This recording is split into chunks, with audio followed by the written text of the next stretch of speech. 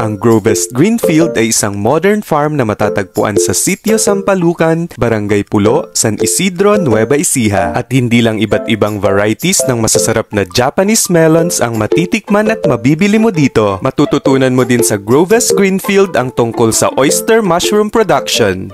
Ayan po yung mushroom spawn po. Dito na siya ginagawa. Yes po, ako po gumagawa po. Ako po nagpo-propagate. So yun po yung pinaka-ginagawa naming similya nung kapatid. Paparami po ako ng amag, so ito yung magiging mother niya. Then transfer po sa ganito. Ito naman po yung isi-segregate namin sa fruit bags. Ilalagay po namin dito para gumapang siya. Kasi wala pong buto ang mushroom. Tapos noon ilalagay po sa bags na mapuform po siya ng ganyan. But before namin lagyan ng binhip, ipapasteurize po namin doon. After 5 days, mamumunga na po siya. Kaya po ngayon po yung time na itatransfer na po namin siya doon sa growing house. Yan.